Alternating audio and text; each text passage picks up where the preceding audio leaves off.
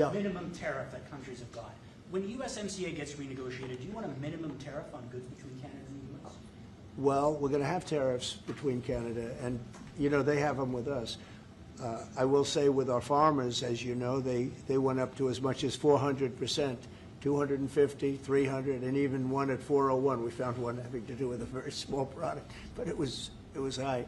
So we've always had tariffs between the two of us, and actually Canada was charging us very high tariffs on our agricultural things, a lot of our agricultural product, and that's one of the things that we talk about for bringing that down.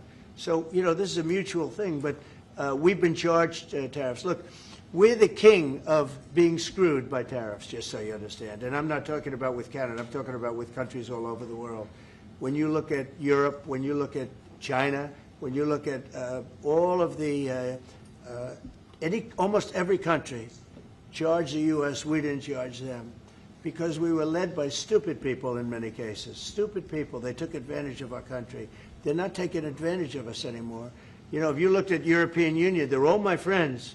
I don't blame them. I blame our presidents. I blame our past presidents and, business leaders. But we are the king of countries that have been taken advantage of for many, many years. We've been paying trillions and trillions of dollars and receiving nothing at all. As an example, prior to the deal with Europe, where they pay a lot of money, but they're happy and I'm happy. The deal was good. It's a fair deal, but it wasn't fair. You couldn't put a car into Europe. You couldn't sell your agriculture into Europe. You couldn't do anything. And now we have it so that it's open. We charge them tariffs. We didn't charge them tariffs a car. They charge us tremendous. I said to Angela Merkel once, I said, how many cars have gone to Germany from the United States? And she said, well, I don't believe any. And I said, you're right. You're right. Well, that doesn't happen anymore. And they're paying a fair amount. It's just a fair amount. It's not, I could ask for much more. It's a fair amount. But the United States now is using the same thing that they've used on us. And I just can't believe it's taken presidents so long to do this. And again, we're going to treat people fairly. We're going to especially treat Canada fairly. But I can't believe it's taken so long where we get charged and don't charge them. Japan was a good example. We made a deal with Japan. You saw that, Mark, a deal with Japan. It's a much different deal than we've had in the past. But they would send us millions of cars, no charge. We weren't allowed to send them cars. We sent them no cars. I doubt you had one car go into Japan because we were restricted. They didn't want our cars.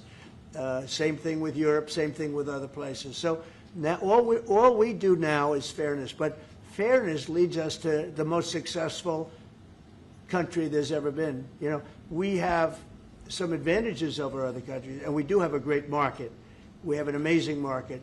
But you know what? If I let this go, if we didn't win this election, if we had these people that were running, that were ruining our country, destroying our country with their open borders and men playing in women's sports and transgender from everybody and windmills all over the place, if we allowed that to go on for another couple of years, we would be, I'm not sure that we'd even have a country.